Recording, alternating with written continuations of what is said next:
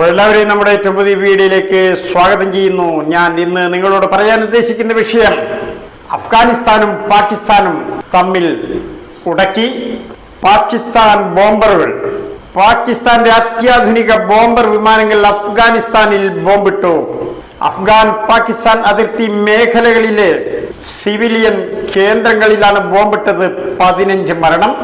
ശക്തമായി തിരിച്ചടിക്കുമെന്ന് താലിബാന്റെ തിരിച്ചടി പാകിസ്ഥാന് സഹിക്കാവുന്നതിലും അപ്പുറമായിരിക്കുമെന്നും താലിബാൻ. അപ്പോൾ വിശദമായ വിവരണത്തിന് വീഡിയോയിലേക്ക് പോകാം. പാകിസ്ഥാന്റെ ചരിത്രത്തിൽ ഇന്നവരെ കണ്ടിട്ടില്ലാത്ത തിരിച്ചടിയായിരിക്കും പാകിസ്ഥാൻ നേരിടേണ്ടി വരിക എന്ന് താലിബാൻ സൂചന നൽകി കഴിഞ്ഞു. ഏതാണ്ട് 20 വർഷത്തോളം അമേരിക്കയുമായി താലിബാൻ യുദ്ധം ചെയ്തു. അതിനു മുൻപ് 9 വർഷവും 2 മാസവും സോവിയറ്റ് യൂണിയനുമായി യുദ്ധം ചെയ്തു. സോവിയറ്റ് യൂണിയനുമായുള്ള യുദ്ധത്തിൽ സോവിയറ്റ് യൂണിയന് അനേകം സൈനികരെ ബലികൊടുക്കേണ്ടി വന്നു. സൈനികർ നിരന്തരം മരണപ്പെടുകയും താലിബാനെ ഒരു പോറൽ പോലും ഏൽപ്പിക്കാൻ സോവിയറ്റ് യൂണിയന് കഴിയാതെ വന്നതോടുകൂടി സോവിയറ്റ് യൂണിയനിൽ ജനങ്ങൾ പ്രക്ഷോഭമുണ്ടാക്കുകയും പ്രശ്നങ്ങൾ ഉണ്ടാക്കുകയും സമരങ്ങൾ ചെയ്യുകയും ഒക്കെ ചെയ്തതിന്റെ ഫലമായിട്ട് 9 വർഷവും 2 മാസവും സോവിയറ്റ് യൂണിയൻ അഫ്ഗാനിൽ അധിനിവേശം നടത്തിയതിനു ശേഷം പിന്തിരിഞ്ഞോടി. ഇതാണ് ആദ്യത്തെ ചരിത്രം. രണ്ടാമത് അമേരിക്ക വന്നു. അമേരിക്ക വന്നപ്പോൾ അവരുടെ ഉദ്ദേശം സോവിയറ്റ് യൂണിയനുമായി ദീർഘകാലം യുദ്ധം ചെയ്ത് തളർന്ന താലിബാനെ വളരെ ഈസിയായി കീഴ്പ്പെടുത്താം. അങ്ങനെ കീഴ്പ്പെടുത്തിയാൽ അവർക്ക് ലഭിക്കാൻ പോകുന്നത് വളരെ വലിയ ഒരു സമ്പത്താണ്. അഫ്ഗാനിസ്ഥാന്റെ മണ്ണിനടിയിൽ കിടക്കുന്നത് ലോകാവസാനം വരെ പിഴിഞ്ഞെടുത്താലും തീരാത്തത്ര പെട്രോളിയം, ലീഥിയം, സ്വർണം, ഇത്തരം പ്രകൃതി വിഭവങ്ങൾ ഇഷ്ടം പോലെയുണ്ട് അഫ്ഗാൻ മണ്ണിനടിയിൽ. ഈ സമ്പത്താണ് ഇവരുടെ നോട്ടം. അവരെ കീഴ്പ്പെടുത്തിയാലല്ലേ സമ്പത്തെടുക്കാൻ പറ്റൂ. പക്ഷേ അമേരിക്കയുടെയും അനേകം സൈനികർ അഫ്ഗാനിൽ പൊലിഞ്ഞു വീണു. സോവിയറ്റ് യൂണിയനിൽ എന്ന പോലെ അമേരിക്കയിലും ജനങ്ങൾ പ്രശ്നങ്ങളും പ്രക്ഷോഭങ്ങളും ഉണ്ടാക്കി. അതോടുകൂടി അഫ്ഗാൻ ഇട്ടെറിഞ്ഞുകൊണ്ട് അമേരിക്കക്ക് തിരിഞ്ഞോടേണ്ടി വന്നു. ഓടേണ്ടി വന്നു എന്ന് ഒരു ആലങ്കാരികമായി പറയുന്നതല്ല. അവസാനം അവരുടെ എക്യുപ്മെന്റ്സ് ഒന്നും തന്നെ അവിടെ നിന്ന് എടുക്കാൻ സമയം കിട്ടാതെ അവർക്ക് കൊടുത്ത ഡേറ്റിനുള്ളിൽ പിരിഞ്ഞു പോയില്ലെങ്കിൽ ആ ഡേറ്റിന് ശേഷം ഒരു 30-ാം തീയതി ആയിരുന്നു. ആ 30-ാം തീയതിക്ക് ശേഷം അഫ്ഗാൻ മണ്ണിൽ കാണുന്ന ഓരോ അമേരിക്കൻ സൈനികരെയും ഞങ്ങൾ ശത്രുവായി കാണും എന്ന് താലിബാന്റെ പ്രഖ്യാപനം വന്നതോടുകൂടി എല്ലാവിധ എക്യുപ്മെന്റ്സും അവിടെ ഉപേക്ഷിച്ചുകൊണ്ട് ഓടുകയായിരുന്നു. അപ്പോൾ ഇപ്പോൾ ഈ പ്രശ്നമുണ്ടാകാൻ എന്താണ് കാരണം? സോവിയറ്റ് യൂണിയൻ അധിനിവേശം നടത്തിയ കാലത്ത് താലിബാൻ എന്നൊരു സംഘടന, എന്നൊരു സൈന്യം അഫ്ഗാനിസ്ഥാനിൽ ഇല്ലായിരുന്നു.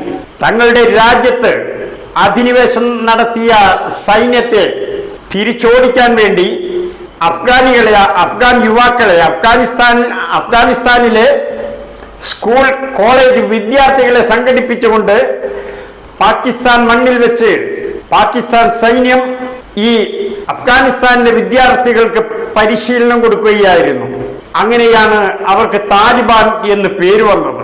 താലിബാൻ എന്ന് പറഞ്ഞാൽ വിദ്യാർത്ഥികൾ, ഇംഗ്ലീഷിൽ പറഞ്ഞാൽ സ്റ്റുഡൻസ് എന്ന അർത്ഥം വരുന്ന അറബ് വാക്കാണ് താലിബാൻ. അങ്ങനെയാണ് ആ വിദ്യാർത്ഥികൾക്ക് താലിബാൻ എന്ന് പേര് വീണത്. അപ്പോൾ ഇതിനെല്ലാം പാകിസ്ഥാനായിരുന്നു പരിശീലനം കൊടുത്തത്. അപ്പോൾ നിങ്ങൾക്കൊരു ചോദ്യം ഉണ്ടായേക്കാം, എന്തുകൊണ്ടാണ് ഈ പരിശീലിപ്പിച്ചെടുത്ത അധ്യാപകർ തന്നെ ഇപ്പോൾ അഫ്ഗാൻ മണ്ണിൽ ബോംബുകൾ വർഷിച്ചത് എന്ന് നിങ്ങൾക്കൊരു ചോദ്യമുണ്ടായേക്കാം. ആ ചോദ്യത്തിന് വ്യക്തമായ ഉത്തരവുമുണ്ട്. ആ ഉത്തരം എന്താണെന്ന് വെച്ചാൽ, ലോകോത്തര ക്രിക്കറ്റ് താരമായ ഇമ്രാൻഖാന്റെ നേതൃത്വത്തിൽ ഇമ്രാൻഖാൻ കുറച്ചു കാലം അവിടെ ഭരണം നടത്തുകയും പിന്നീട് വന്ന തെരഞ്ഞെടുപ്പിൽ ഇമ്രാൻഖാൻ ജയിച്ച് കയറുകയും ഒക്കെ ചെയ്തപ്പോൾ അമേരിക്കക്ക് അത് സഹിക്കാവുന്നതിലും അപ്പുറമായിരുന്നു. ഇമ്രാൻഖാന്റെ ഭരണകാലം അമേരിക്കയുമായി അത്ര രസത്തിലല്ലായിരുന്നു ഇമ്രാൻഖാൻ പോയത്. അമേരിക്കയെ അകറ്റി നിർത്തുന്ന ഒരു നയനിലപാടുകളായിരുന്നു ഇമ്രാൻഖാൻ. അതുകൊണ്ട് തന്നെ ഇമ്രാൻഖാൻ ലോകം അറിയുന്ന ഒരു സെലിബ്രിറ്റി ആയതുകൊണ്ട് തന്നെ പാകിസ്ഥാനിലെ ആ ബാലവൃദ്ധം ജനങ്ങൾ ഇമ്രാൻഖാന്റെ പിന്നിൽ അണിനിരന്നു. ബഹുഭൂരിപക്ഷം ജനങ്ങളും ഇമ്രാൻഖാന് വോട്ട് ചെയ്യുകയും ഇമ്രാൻഖാന്റെ പക്ഷം പിടിക്കുകയും പക്ഷത്ത് ചേരുകയും ആ പാർട്ടി അംഗങ്ങളാവുകയും ഒക്കെ ചെയ്തു. ഇമ്രാൻഖാന്റെ നയമാണെങ്കിൽ അമേരിക്കയെ അകറ്റി നിർത്തുക എന്നുള്ള നയമായിരുന്നു. അമേരിക്കൻ നയങ്ങൾ പാകിസ്ഥാനിൽ നടപ്പിലാക്കാൻ സാധിക്കാതെ വന്നപ്പോൾ പിന്നീട് വന്ന തെരഞ്ഞെടുപ്പിൽ ഇമ്രാൻഖാന്റെ പക്ഷത്ത് ജയിച്ചു കയറിയ ഇമ്രാൻഖാൻ പക്ഷം MP-മാരെ വിലക്കെടുത്തുകൊണ്ട് അമേരിക്ക അതിനുവേണ്ടി പണം മുടക്കുകയും വിലക്കെടുത്തുകൊണ്ട് നവാസ് ഷെരീഫിന്റെ പാർട്ടിയായ പാകിസ്ഥാൻ മുസ്ലിം ലീഗിന്റെ പക്ഷത്തെ ഘടിപ്പിക്കുകയും ചെയ്തു. അങ്ങനെ വന്നപ്പോൾ സർക്കാർ രൂപീകരിക്കാൻ ജനങ്ങൾ മാൻഡേറ്റ് കൊടുക്കാത്ത നവാസ് ഷെരീഫിന്റെ അനുജൻ ഷഹബാസ് ഷെരീഫിന്റെ നേതൃത്വത്തിൽ പാകിസ്ഥാനിൽ ഒരു ഗവൺമെന്റ് വന്നു. അപ്പോൾ ഇമ്രാന്റെ MP-മാരെ പിടിച്ചെടുക്കാനും ഇവർക്ക് ഗവൺമെന്റ് രൂപീകരിക്കാനും ഒക്കെ വേണ്ട കോടാനുകോടിക്കണക്കിന് ഡോളറുകൾ മുടക്കിയത് അമേരിക്കയാണ്. അതുകൊണ്ട് അമേരിക്ക എന്താണോ പറയുന്നത് അത് ചെയ്യാതെ യാതൊരു നിർവാഹവുമില്ല. അങ്ങനെയാണ് ഈ അഫ്ഗാനിസ്ഥാനിൽ അമേരിക്ക തോറ്റ് പിന്തിരിഞ്ഞോടേണ്ടി വന്നതിന്റെ പ്രതികാരം തീർക്കാൻ പാകിസ്ഥാൻ ഗവൺമെന്റിനെ കൊണ്ട് അവിടെ ഇപ്പോൾ അടുപ്പിക്കുകയാണ്. ഏതായാലും താലിബാന്റെ പ്രഖ്യാപനം വന്നിട്ടുണ്ട്. ശക്തമായി തിരിച്ചടിക്കുമെന്നാണ് താലിബാൻ പറഞ്ഞിരിക്കുന്നത്. ഈ തിരിച്ചടി പാക് ഗവൺമെന്റിന് സഹിക്കാവുന്നതിലും അപ്പുറമായിരുന്നു. നിങ്ങൾ പ്രതീക്ഷിച്ചിരിക്കുക. ഇങ്ങനെയൊക്കെയുള്ള സൂചനകളാണ് ഈ താലിബാൻ പാക് നേതൃത്വത്തിന് നൽകുന്നത്.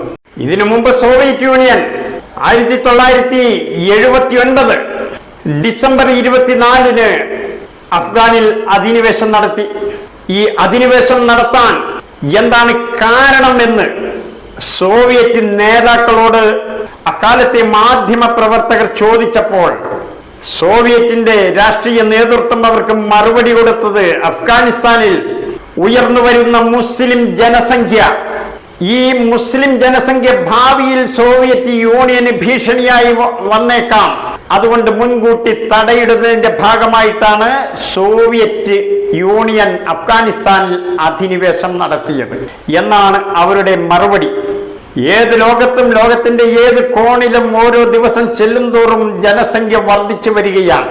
അപ്പോൾ ലോകത്തെ ക്രൈസ്തവ ജനസംഖ്യ വർദ്ധിക്കുന്നതിൽ സോവിയറ്റ് യൂണിയന് യാതൊരു ബുദ്ധിമുട്ടുമില്ല, യാതൊരു പ്രയാസവുമില്ല, യാതൊരുവിധ ആശങ്കയുമില്ല.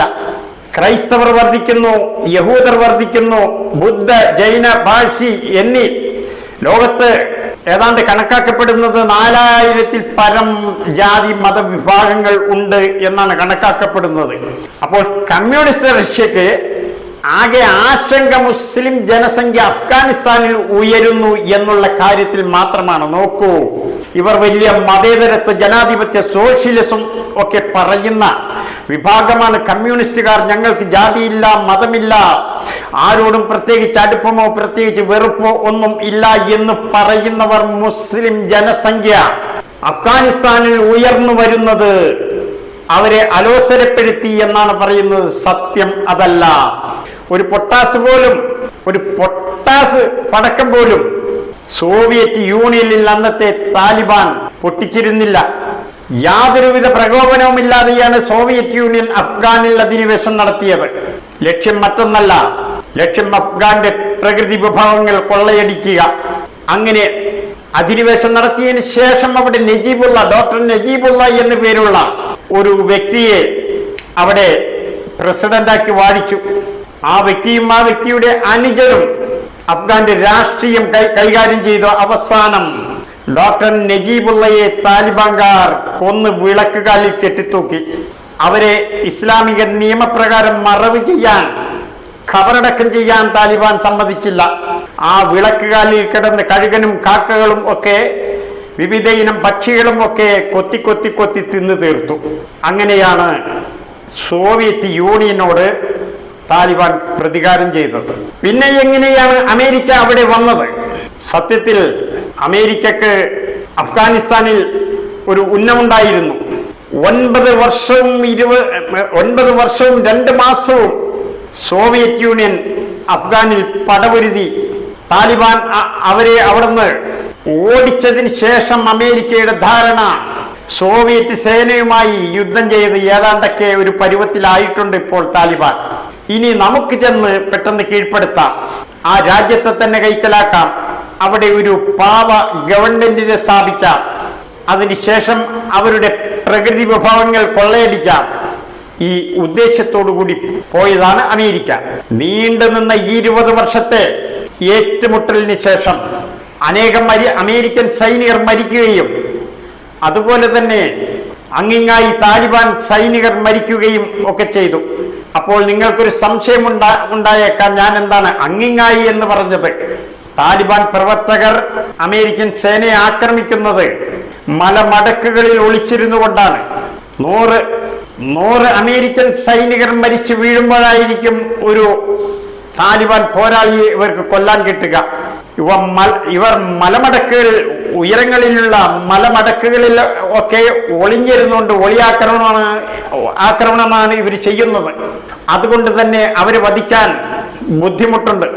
അതുകൊണ്ടാണ് താലിബാൻ പോരാളികളുടെ മരണം കുറയുകയും അമേരിക്കൻ സൈനികരുടെ മരണം കൂടുകയും ചെയ്തത്. അവർ നേർക്കുനേരെ നിന്ന് യുദ്ധം ചെയ്യുന്ന രീതിയല്ല. അപ്പോൾ അമേരിക്കക്ക് നേരിട്ട് യുദ്ധം ചെയ്ത് വിജയിക്കാൻ പറ്റാതിരുന്നപ്പോൾ നവാസ് ഷെരീഫിന്റെ അനുജന് അവിടെ സർക്കാർ ഉണ്ടാക്കാൻ അമേരിക്ക കൂട്ടുനിൽക്കുകയും അതിനുവേണ്ട സാമ്പത്തിക സഹായങ്ങളൊക്കെ ചെയ്യുകയും ഇമ്രാൻഖാനെ പിടിച്ച് ജയിലിൽ ആക്കാൻ അമേരിക്കയുടെ കൽപ്പന പ്രകാരം ആക്കുകയും ഒക്കെ ചെയ്തപ്പോൾ സ്വാഭാവികമായും നവാസ് ഷെരീഫിന്റെ പാർട്ടിക്കും അദ്ദേഹത്തിന്റെ അനുജനും ഷഹബാസ് ഷെരീഫിനും ഒക്കെ അമേരിക്കയോട് 100% വിധേയത്വം പ്രകടിപ്പിക്കേണ്ടി വരും. ഇപ്പോൾ അമേരിക്ക എന്താണോ പറയുന്നത് അതാണ് അവിടെ അവർ ചെയ്യുന്നത്. സത്യത്തിൽ പാകിസ്ഥാൻ നിന്ന് ഭരിക്കുന്നത് അമേരിക്കയാണ്. സോവിയറ്റ് യൂണിയനെ മാതൃകയാക്കിക്കൊണ്ടാണ് നമ്മുടെ നാട്ടിലെ കമ്മ്യൂണിസ്റ്റ് പ്രസ്ഥാനവും ലോകത്തെമ്പാടുമുള്ള കമ്മ്യൂണിസ്റ്റ് പ്രസ്ഥാനങ്ങൾ പ്രവർത്തിക്കുന്നത്. അപ്പോൾ ഇവരുടെ വർഗീയ വിദ്വേഷം എവിടം വരെയുണ്ട് എന്ന് നിങ്ങൾ ഒന്ന് ചിന്തിക്കുക. കമ്മ്യൂണിസത്തിന്റെ ഏക ലക്ഷ്യം, കമ്മ്യൂണിസത്തിന്റെ ഏക കണ്ണിൽ കരട് മുസ്ലിങ്ങളാണ്. അതുകൊണ്ട് തന്നെയാണ് അഫ്ഗാനിൽ മുസ്ലിം ജനസംഖ്യ വർദ്ധിച്ചു വരുന്നു, അതിൽ ഞങ്ങൾ ആശങ്കപ്പെടുന്നു എന്ന് സോവിയറ്റ് രാഷ്ട്രീയ നേതൃത്വം പറയാൻ കാരണം. അങ്ങനെ പറഞ്ഞിട്ടുണ്ടോ ഇല്ലയോ എന്ന് നിങ്ങൾക്ക് സംശയമുണ്ടെങ്കിൽ സംശയക്കാർ എന്നോട് ചോദിച്ചാൽ ഞാൻ തെളിവ് തരാം. തെളിവ് കയ്യിൽ പോക്കറ്റിൽ വെച്ചുകൊണ്ടാണ് ഞാൻ പറയുന്നത്. ഞങ്ങൾക്ക് മതമില്ല, ജാതിയില്ല, ഞങ്ങൾക്ക് എല്ലാവരും തുല്യരാണ് എന്നൊക്കെ പറയുന്നവർ 100% മുസ്ലിം വിരോധികളും മുസ്ലിങ്ങളുടെ എക്കാലത്തെയും വലിയ ശത്രുവുമാണ് കമ്മ്യൂണിസവും കമ്മ്യൂണിസ്റ്റുകാരും. അത് തന്നെയാണ് ഇന്ന് കേരളത്തിലെ കമ്മ്യൂണിസ്റ്റുകാരും പയറ്റുന്നതും പ്രവർത്തിക്കുന്നതും. 10 മുസ്ലിങ്ങളുടെ വോട്ട് കിട്ടില്ല എന്ന് കണ്ടാൽ അപ്പോൾ തന്നെ അവരെ ഭീകരവാദിയാക്കുക, തീവ്രവാദിയാക്കുക. ഈ രാജ്യം ഒരു അപകടം നേരിട്ട സമയത്ത്, ഈ രാജ്യത്ത് ബ്രിട്ടീഷ് അധിനിവേശം നടത്തിയ സമയത്ത്, ഈ ബ്രിട്ടീഷ് അധിനിവേശത്തിനെതിരെ പടപൊരുതി എത്ര കമ്മ്യൂണിസ്റ്റുകാർ മരിച്ചിട്ടുണ്ട്, എത്ര പേർ. സത്യത്തിൽ സ്വാതന്ത്ര്യ സമര പോരാട്ടത്തിൽ കമ്മ്യൂണിസ്റ്റുകാർക്ക് യാതൊരു പങ്കുമില്ല. ഇവിടുത്തെ ഹൈന്ദവ ജനസമൂഹത്തിന് പങ്കുണ്ട്, എന്നാൽ സംഘപരിവാറിന് പങ്കില്ല. ഹൈന്ദവ സമൂഹം വേറെ, സംഘപരിവാർ വേറെ. സംഘപരിവാർ ബ്രിട്ടീഷുകാർക്കൊപ്പമായിരുന്നു, കമ്മ്യൂണിസ്റ്റുകാരും ബ്രിട്ടീഷുകാർക്കൊപ്പമായിരുന്നു. ആ വിദ്വേഷമാണ് ഇന്നത്തെ കേരളത്തിലെ കമ്മ്യൂണിസ്റ്റ് നേതാക്കൾ പ്രകടിപ്പിക്കുന്നത്.